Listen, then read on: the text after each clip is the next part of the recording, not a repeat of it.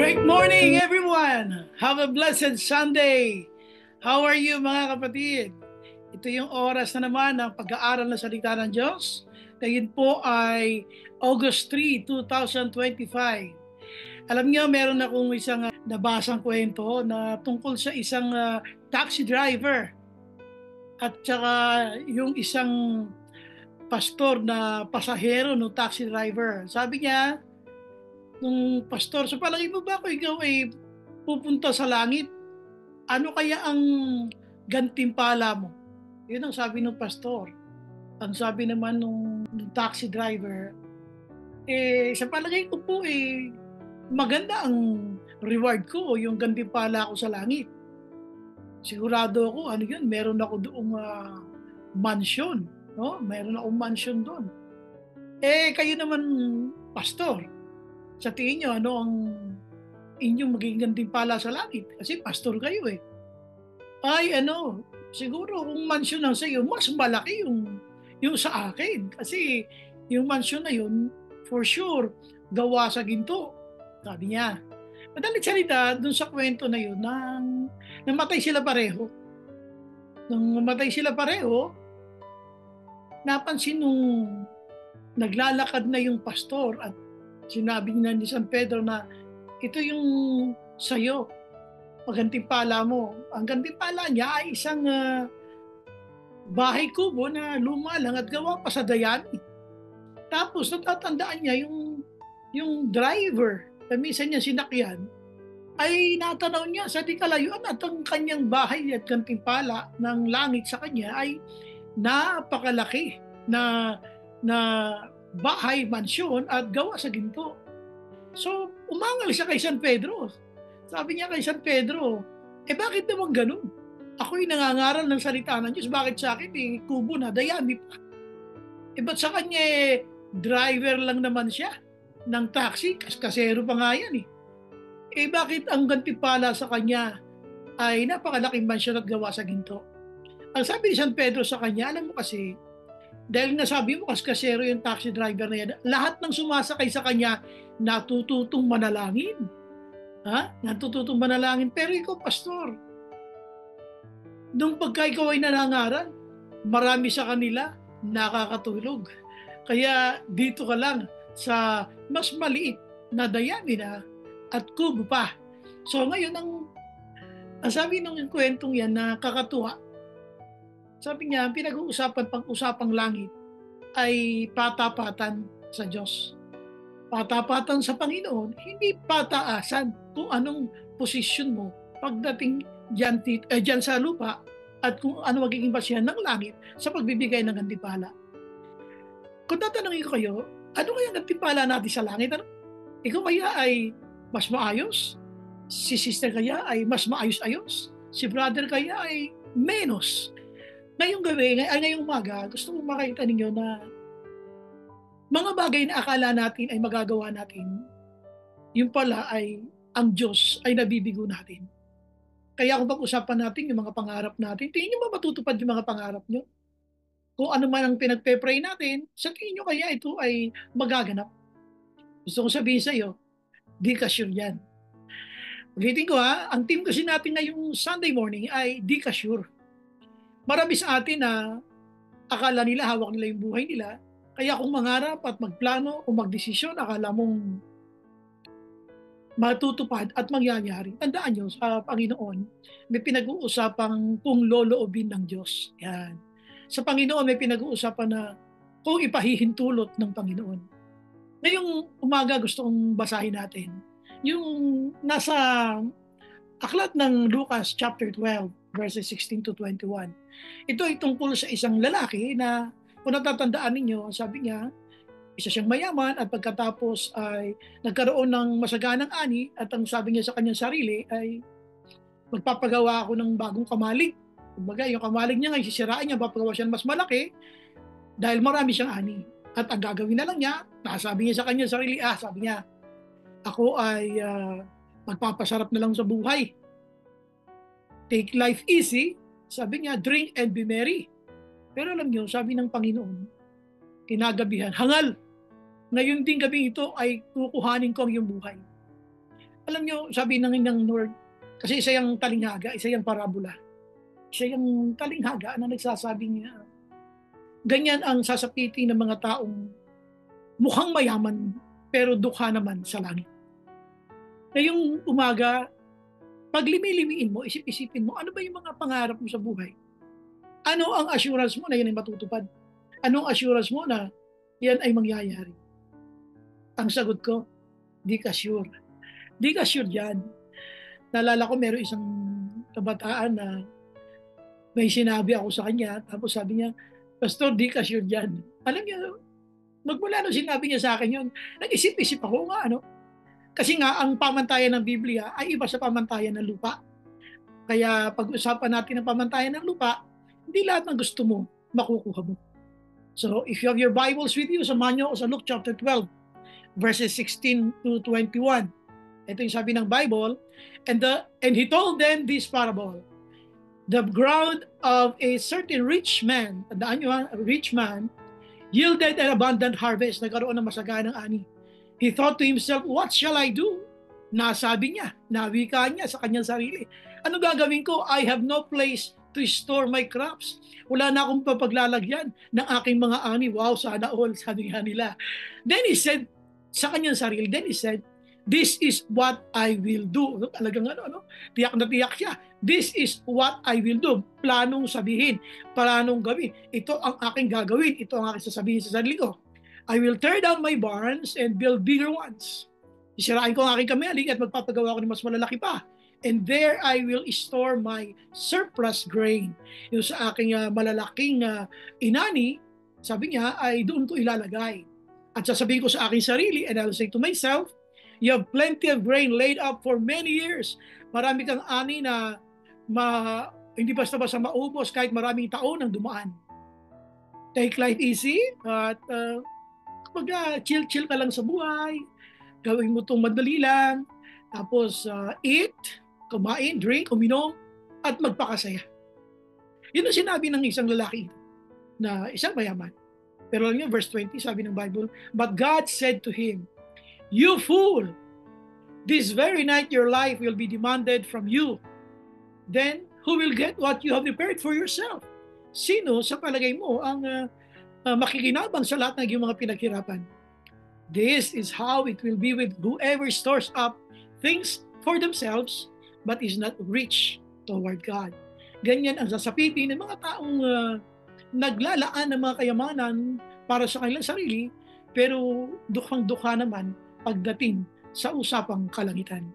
So ngayong umaga, welcome sa ating Sunday service message. Welcome sa Jesus Christ International Worship Center. Bago tayo manalangin, I want to welcome yung ating kapatid from Saudi Arabia na alam ko manonood siya ngayon with their family na in-endorse sa atin ni Pastor EJ, ating ministry partner sa Kingdom of Saudi Arabia. So, basahin ko yung kanyang pangalan para hindi tayo magkamali. At ito yung kanyang pangalan, si Jamila. Ulitin natin para sure. Jamila Sawil. Taga-veterans na sila sa May Quezon City. So, shout out, sabi nga nila sa inyo, family. Thank you, Pastor EJ, for endorsing her to us. We'll pray na we'll be able to take care of her and her family. Okay, so tayo manalangin muna. Lord, we thank you for this time, sa oras ito, sa pag-aaral ng mga salita. Muna po kayo. We ask your Holy Spirit, Lord, to be with us. At sa pag-aaral namin ng salita, mangusap po kayo. At yung mga manonood, Panginoon, ng mensaheng ito ngayong umaga, magsalita po kayo sa bawat sa amin. Salamat, Lord. We do ask your Holy Spirit to be with us. Salamat po. This all we pray in Jesus' name. Amen. Amen. Okay, so magandang umaga ulit sa inyong mga kapatid. So ang tanong natin ngayong umaga ay ano katiyakan mo lahat ng pangarap mo, lahat ng gusto mong gawin ay siyang mangyayari. Ngayon kung sa tingin mo may mga plano ka na sa ganitong taon, 2025, 2026, this is what I will do. Mga plano ko ito sa aking sarili, sa aking family, then magbi-business ako. Ulitin ko yung aking team, di ka sure. Di ka sure na mangyayari yan. At bakit? At bakit di ka sure? So puntahan natin ang first main point. Alam nyo, merong sinasabi ang ating mahal na senador noon, si Senator Aquino. Ang iminay si Aquino ay si Ninoy Aquino. Ang sabi niya noon, Filipinos are worth dying for. That's why they are worth fighting for. Kumbaga, ang mga Pilipino ay karapat-dapat lamang na mamatay ka para sa Kanya. Kaya dapat nakahanda kang makipaglaban para sa Kanya. Alam niyo kung ganito ang attitude ng isang Kristiyano pagdating sa Ebanghelyo, parami sana tayo ang maaakay pa. Pero mapapansin niyo tayo na mga naglilingkod sa Panginoon, na ang buhay ay binago ng Diyos, kung minsan hindi ganito tayo mag-isip. Kaya nga ang ating priority, malalaman mo na sa lupa pala ang ating priority. Hindi talaga pala mga bagay na panlangit. Ang unang-una na gusto kong sabihin sa iyo ngayong bagay na hindi sure, ay yung tinatawag ko na unsure pleasure. Unsure pleasure, yung bang gusto mo magpakasarap sa buhay, hindi ka sure. Kasi nga, may panahon dyan na sinabi ng Biblia na ang sasabihin ko sa aking sarili, ako na lang may magpapakasarap, take life easy, eat, drink, and be merry. And then sabi ni Lord nung kinagabihan, hangal, you fool. Sabi niya, ngayon din gabing ito ay kukuhanin ko ang iyong buhay. You fool, this very night, your life will be demanded from you. Kaya ang number one dyan yung unsure pleasure. Kung ikaw naman ay may mga pangarap na sa ganitong petsa, ito gagawin ko, itong petsa gagawin ko, hindi ka sure. Kasi may unsure pleasure. Bakit ito binanggit? Ito ay pagpapakita ng banal na kasulatan na tayo ay bagamat nakakilala na sa Panginoon. Bagamat yung iba kailangan ng pang-abutin at ipakilala ang Panginoon.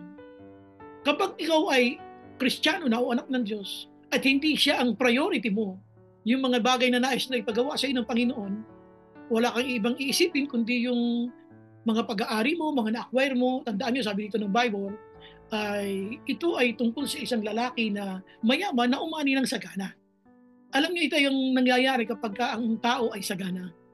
Marami siyang pera, marami siyang mga na-acquire sa buhay, at kung minsan, ang focus niya nandun na lang. Kaya nga sabi niya dito, I'll say to myself, you have plenty of grain laid up for many years, take life easy, eat, drink, and be merry. That's your life. That's the kind of life na gusto namin. Di ba yung mga Kristiyano, una nagpapaprayan ng trabaho, pag nagkaroon na ng trabaho, ang gagawin niya ay, siyempre, nagkatrabaho yan, kumikita yan, at kumikita ka, natutuwa ka, dahil answered prayer yan ni Lord sa buhay mo. Pero alam niyo, pag binasa ninyong Bible, ang buhay ng tao hindi lang pwede sweldo lang pinag-uusapan, o kita lang sa negosyo pinag-uusapan, o kaya yung pag-aaral mo lang pinag-uusapan. Dito ang pinag-uusapan dito ay tayo na mga anak ng Diyos ay dapat malinaw sa atin na ang buhay mo ay hindi pandito sa lupa lamang. Hinahanap din ng Panginoon na tayo ay may mga priorities na panlangit. Ngayon kung ang plano mo ay para dito sa buhay lamang, then hindi mo naiintindihan bakit ka na born again. Hindi mo naiintindihan bakit ka pinayagan ng Diyos na makilala siya. This is not for your own self alone. You were allowed by the Lord to know Him because God wants to use you. Gusto kang gamitin ng Panginoon na maglingkod sa Kanya. At ang sabi nga ng lalaking ito, ang gagawin ko na lang, magpapakasaya. Diba nung pagkatrabaho ko, ganyan naiisip mo eh. Kasaya na lang ako, pasyal ako, tapos Starbucks na lang ako. Walang masama doon, by the way, ha? Walang masama doon. Pero pag nakita ni Lord na parang mas mahaba ang oras mo sa ganoon, mas may panahon ka sa ganoon. Pero pagdating sa usapang baka Diyos, hindi natin yung priority. Alam niyo, sabi ni Lord, hangal, ngayong gabi din, kukuhanin ko ang iyong buhay. Your life will be demanded from you. Then, sabi nga niya, who will get what you have prepared for yourself? Yeah. Sino ay makikinabang doon sa mga pinaghandaan, pinagsinupan para sa sarili mo? Mamamatay ka na nga. Kumbaga, nagkaroon ka ng marami pag-aari, pero hindi mo may enjoy dahil nga kinuha ka ni Lord sapagkat nakita niyang pagkatapos niyang sagutin ang iyong mga panalangin, ay wala kang oras na ikaw ay kanyang gamitin. Puro tayo dahilan marahil o kaya yung mga bagay na pagpapala ay dahilan mo kaya hindi ka makapag-ministry at yung nais niyang ipagawa sa iyo ay hindi mo maisagawa. So una-una, unsure pleasure. Meron kang mga plano, ganito gagawin ko, hindi ka sure. Ulitin ko, hindi ka sure. Kasi may pagkuha ng buhay. Pag nakita ni Lord, wala siya sa listahan mo, hindi siya priority sa buhay mo, kukunin ng Diyos ang buhay na binigay niya sa mga anak ng Diyos. Kaya una yan yung unsure pleasure. And number 2, gusto kong basahin natin yung sinabi rito ng Bible na verse 32, sabi ng Bible, "Then Jesus said to his disciples, therefore I tell you, do not worry about your life." Ito sinabi niya to, what you will eat, or about your body, what you will wear. Baga binanggit niya rito sa Mateo. Sabi niya, for life is more than food and the body more than clothes. Sabi niya, consider the ravens, they do not sow or reap. Sabi niya, pansinin niyo yung mga ravens. Sabi niya, hindi sila nag-iipon ng wala silang kamali para pag-ipunan ng kanilang pagkain, pero sila pinakakain ng Diyos Ama sa langit. They have no storeroom or barn, yet God feeds them. Kumbaga, hindi sila nag-iipon. They're not too much concerned about it because God the Father is feeding them. And how much more valuable you are than birds. Sabi niya, pero alam nyo, hindi naman talaga maaalis minsan ang pag-aalala sa buhay. Kaya lang alam nyo, kung minsan sobrang pag-aalala sa mga earthly concerns, ay nagiging sagabal para yung mas mahalaga ay hindi na natin mabigyan ng panahon para magpagal. Ibig sabihin, hindi ka na makapagbigay ng oras para sa Kanya ay ikaw ay makapaglingkod. Dahil ang dami mong inaalala sa buhay. Tandaan nyo, yung mga alalahanin sa buhay, alam naman ni Lord yan. Baga, sabi nga niya, hindi mo pa hiningi, alam ni Lord kung ano kailangan mo. Kaya nga lang dito sa atin, yung sobrang pag-aalala sa buhay, kung minsan naging dahilan para maging paralisado ka sa buhay. May oras ka para mag-alala, pero wala kang oras para sa Kanya ay magpagamit o maglingkod. Kaya pinaliwanag ito ng Biblia na yung mga alalahanin ninyo, alam ni Lord yan. Kaya naman niya yung tugunan, pero ang tanong, kumusta ka na? Ikaw ba ay may plano na maglingkod sa Kanya? God cares. Jesus died for you, and that means God can provide for you. Pero pag nakita niya na wala kang plano sa paglilingkod para sa Kanya, lagi mo kinakatwiran, kasi kapos ako, kulang ako, wala akong ganito, wala akong ganyan. Diyan mauubusin yung energy mo, yung lakas mo sa pag-aalala. At dahil diyan, hindi ka na maglilingkod sa Kanya, God will correct you. Unahin ko God cares, but also God corrects. Ang Diyos natin ay nagtutuwid. Kumbaga, the more He will allow you to live a miserable life. At kung dumating pa yung panahon na parang hindi mo siya priority, wala siya sa listahan mo, katulad ng lalaking hangal na yan. You fool, sabi niya, ngayon ding gabi, kukuhanin ko ang iyong buhay. Tanungin kita, nasa listahan ba si Lord sa buhay mo? Siya ba ay kasama sa mga plano mo? O wala kasi plano mo, pag gusto kong mag-aral, makagraduate, gusto kong magnegosyo, gusto kong ma-promote sa trabaho, gusto kong mag-aral para ma-honor ako, para mag-college ako. Ang dami mong plano. Kung minsan naman, yun yung plano mo na hindi mo sure kung magyayari. Kasi nga, gusto ng Panginoon yung buhay na binigay niya sa iyo ay magamit mo sa paglilingkod din sa Kanya. God will even destroy you pag nakita niya na wala siya sa plano mo. Sipin mo nga itong lalaking ito, hindi mo masamang umani ng sagana, hindi masama. Pero sinabi niya na yung kanyang gagawin ay magtatayo ako ng kamali. That was his gesture.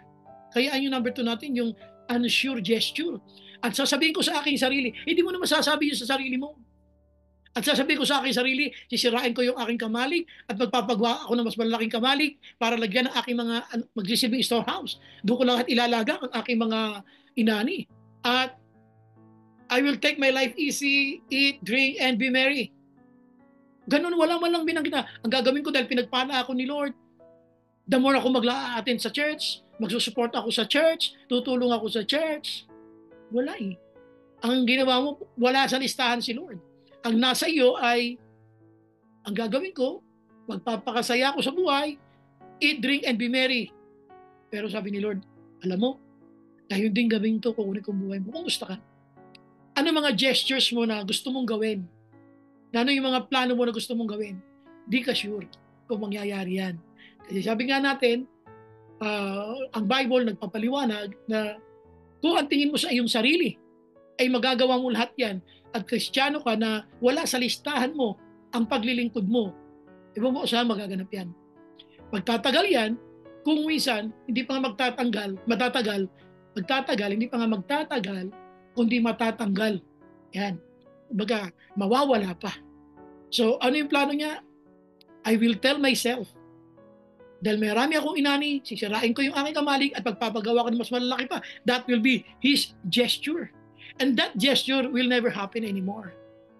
Dahil anong gagawin niya? Sasabihin ko sa aking sarili, ayan, sabi niya, marami ka ng mga pag-aari, take life easy, ha? Easy lang. Huwag kang maglilingkod sa Panginoon, magpakasarap ka sa mga biyayang bigay ng Diyos. Ganun? Ganun ba gagawin natin? At ano ba? O hindi ka lang yung magpapakasaya, no? Hindi ka lang magpapakasarap doon sa mga bigay ng Diyos, kundi sasabihin mo pa, o inom-inom lang tayo, eat lang tayo, and be merry. Wala sa listahan si Lord, oh. Zero sa kanya galing yung masaganang ani, sa kanya galing yung magandang trabaho, sa kanya galing yung magandang negosyo, sa kanya galing yung lakas mo, pero wala sa listahan mo ang paglilingkod mo. Kaya sabi ng Bible, hangal na yung ding gabi, kukuhanin ko ang iyong hininga. So ito yung sabi natin, hindi ka sure. Una-una, ang sabi nga natin, meron tayo kasi tinatawag na unsure pleasure. Magpapakasarap ka, hindi mo na mararanasan yon, kukunin ka na ni Lord. Number 2, yung unsure gesture. Sasabihin ko sa akin sarili, wow, marami na akong ani, lahat ng ito. Hindi mo na masasabi yon, kukuhanin ka na ni Lord. At ang pangatlo natin, yung tinatawag natin na unsure future. Yung hindi ka siguradong kinabukasan. Kaya sabi ng verse 35, alam nyo, sabi ng verse 35, be dressed, ready for service and keep your lamps burning. Kaya nga sabi niya, ang gawin nyo ay maging handa kayo para sa paglilingkod at hayaan nyo ang inyong mga ilawan ay laging nagsusumiklap, nag-iinit, may apoy. Sabi niya, be ready, be restored, be reasonable. Ha? Yun ang sinasabi niya rito eh. Kaya nga sabi niya, if the owner of the house, babasa niya sa baba, if the owner of the house had known at what hour the thief was coming, kaya kapag yung may-ari ng bahay, alam niya kung anong oras darating yung magnanakaw, maghahanda siya. Hindi siya papayag na ang kanyang bahay ay pasukin at sirain ng magnanakaw. He would not have let his house be broken into.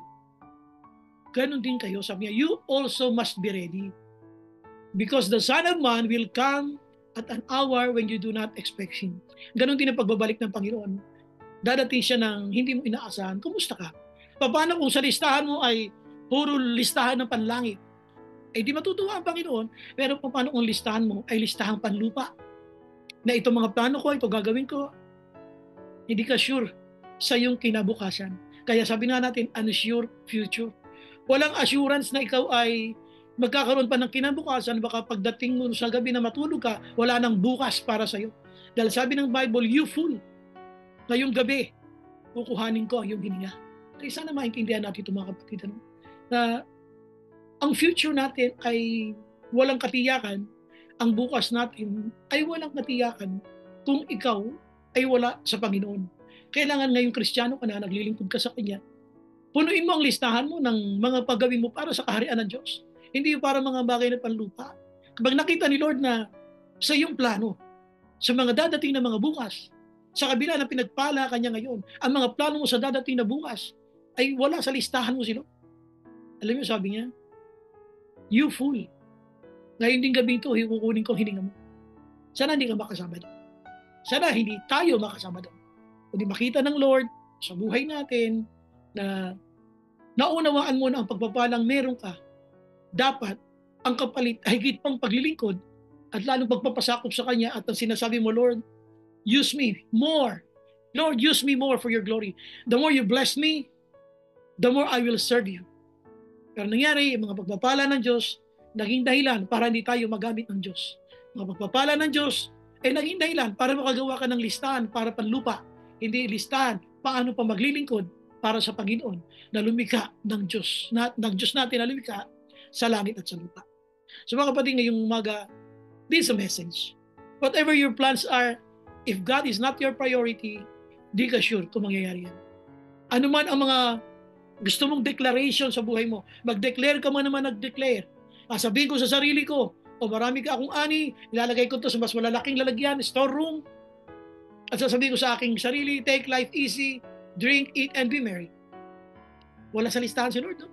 Pero pinagpala tayo ng Diyos. Ang sasabihin niya, you fool, ngayong gabi, kukuhanin ko ang iyong hininga. So mga kapatid, Ano ba talaga ang mensaheng ito na nais iparating ng Panginoon? Mga kapatid, huwag tayong mayabang. Huwag tayong parang ikaw may hawak ng bukas. Hindi dahil marami kang pera ngayon, sagana ka ngayon, kalilimutan mo na ang Panginoon bilang priority sa lahat ng bagay at hindi ka na maglilingkod sa Kanya. Tandaan mo, di ka sure yan. Di ka sure. Kahit yung mga plano mo na pleasure, sasabihin ko, kakain na lang ako, iinom, pleasure yun eh. Panonoorin ko na lang ang mga buhay ng mga taong naghihirap. Samantalang ako, punong-puno ang aking mga storeroom, ang aking kabaling. Di ka sure, mararanasan mo yan. Unsure pleasure. Tapos, sasabihin mo, ganito na lamang ang aking mga gagawin. Unsure gesture. Hindi mo na magagawa yan. Hindi mo na maipapakita yan sa maraming mga tao na ito mga nangyari sa akin, wala na. Kasi pag nakita ni Lord, wala siya sa listahan. Napakasakit. Wala siya sa listahan. Alam niyo yung mga kapatid natin na nasa Saudi, noong panahon wala pa tayong mga internet, napakasarap sa kanila yung nakakatanggap sila ng sulat. Kaya pag dumating na doon sa pabrika nila, sa kumpanya nila, yung mga sulat galing sa Pilipinas, ang masasaya lang doon yung nakatanggap ng sulat, pero hindi nakatanggap ng sulat, wala siya sa listahan ng tatanggap ng sulat, malungkot yun. So, ganun din naman ang buhay natin. Tagal mo ng Christian, pagdating sa listahan, wala ka sa listahan. Bakit? Eh, hindi tagal na po akong Christian. Sabihin mo, halimbawa kay San Pedro, ano? Halimbawa lang, nagkaharap ka ni San Pedro. Papasok po ako dyan. Ano pangalan mo? Halimbawa, tanungin ka. Sabihin mo pangalan mo. Sabihin, wala ka sa listahan, pasensya na. Alam niyo, ang hirap. Kasi ginugol mo yung buhay mo sa mga bagay na hindi panlangit. Hindi mo napansin, gumagastos ka ng napakalaki para lang panlupa. Gumagastos ka ng malalaki para sa mga bagay na panlupa. Pero gumastos ka ng malaki, bagay panlangit. Wow. Sabi ng Bible, i-reward ka ni Lord sa iyong ginawa. Eh, yung mga pinagkakagastos natin na panlupa, hindi nga tayo minsan kilala ng mga tao yun. Pero hindi nila ginagastos natin sila ng malaki. Wala ka namang rewards galing sa kanila. Pero pag si Lord, ang pinagtapatan, at pag si Lord, ang kanyang gawain, ang iyong sinuportahan, magkakaroon ka ng gantimpala sa kalangitan. So mga kapatid, ano ang conclusion ng mensaheng ito? Gusto ko lang sabihin sa inyo na one thing is sure. Kasi sabi natin kanina, di ka sure. Yun ang team natin. Hindi ka sure kasi nga, unsure yung pleasure. Unsure yung gesture. Unsure yung future. Then what is sure? If everything is unsure, then what is sure? One thing is sure. Whether you are ready or not, Jesus is coming back. Maging handa ka man o hindi, isang tiyak na bagay ang mangyayari. Si Jesus ay babalik sa panahon na hindi mo inaasahan. So magandang umaga sa inyo lahat mga kapatid. Maging handa tayo. Isama mo sa listahan mo ang paglilingkod mo. God bless you. Have a blessed Sunday.